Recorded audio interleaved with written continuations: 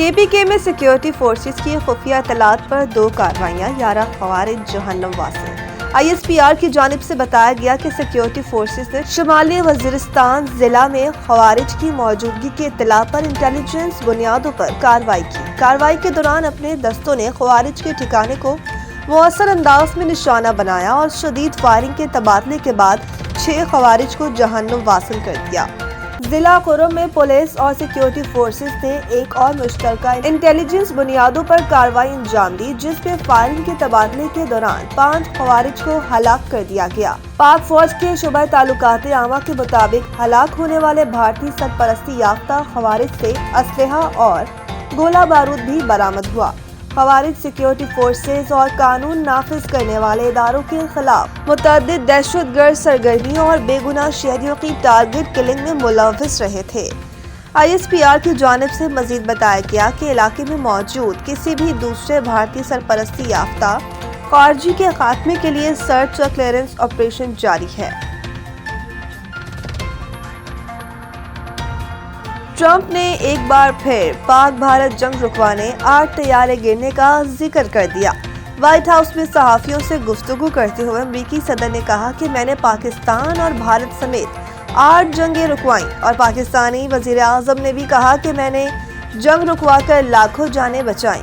Venezuela کے تیل پر قبضہ نہ کیا ہوتا تو روس اور چین وہاں پہنچ جاتے۔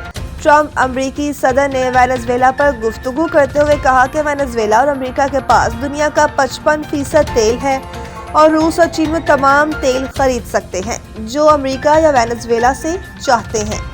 ٹرمپ کا مزید کہنا تھا کہ پیوٹن یورپ سے نہیں امریکہ سے ڈرتے ہیں۔ چین اور روس کے عوام سے پیار کرتا ہوں۔ پیوٹن اچھے انسان ہیں لیکن انہوں نے مایوس کیا ہے۔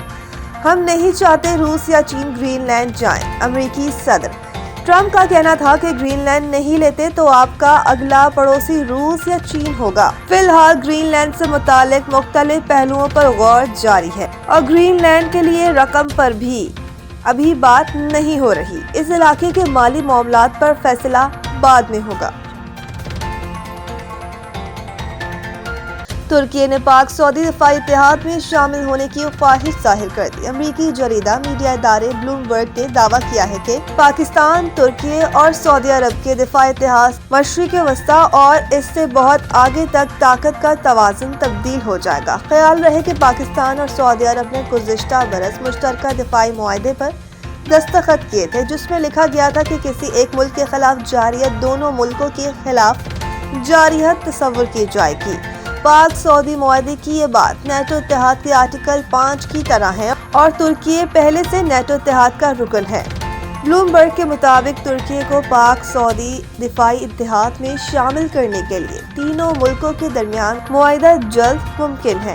تجزیہ کاروں کے مطابق مجوزہ اتحاد میں سعودی عرب مالی طاقت، پاکستان ایٹمی صلاحیت، بیلسٹک میزائل اور افرادی قوت، جبکہ ترکیہ جدید دفاعی صنعت اور جنگی تجربہ فراہم کرے گا۔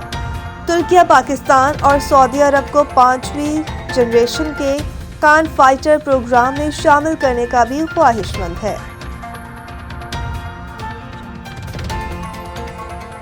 نیشنل بینک میں متوفی ملازمین کے بچوں کی ملازمت سے متعلق ہائی کورٹ کا فیصلہ کالعدم قرار۔ سپریم کورٹ نے نیشنل بینک کے صدر کو 3 ماہ میں درخواستوں پر فیصلہ کر کے آگاہ کرنے کی ہدایت کر دی۔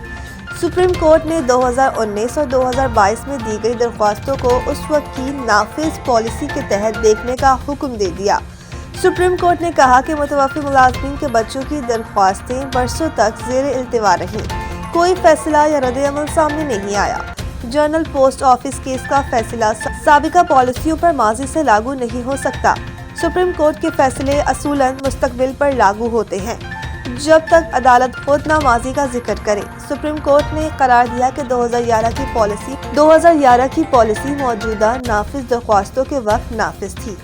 اسی کے مطابق درخواستوں پر فیصلہ ہونا چاہیے۔ متوفی ملازمین کے بچوں کو ملازمت سے متعلق پالیسی پر عمل نہ کرنا منصفانہ انتظامیہ کے اصولوں کے خلاف ہے۔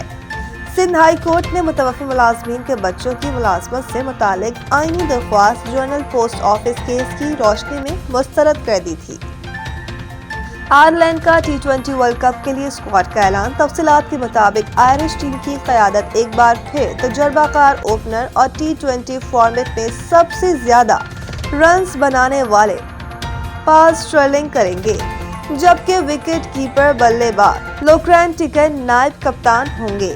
اعلان کردہ اسکواڈ میں شامل 15 میں سے 12 کھلاڑی گزشتہ ایڈیشن کا بھی حصہ تھے، جبکہ نئے چہروں میں ٹم ٹکیٹر، بین کیلٹ اور میتھیو ہمفریز شامل ہیں۔ یہ آئرلینڈ کی T20 ورلڈ کپ میں 9ویں شرکت ہوگی۔ آئرش ٹیم کی بہترین کارکردگی 2019 اور 2022 میں سامنے آئی تھی، جب اس نے دوسرے مرحلے کے لیے کوالیفائی کیا اور سابق چیمپئن ویسٹ انڈیز اور انگلینڈ کو شکست دی۔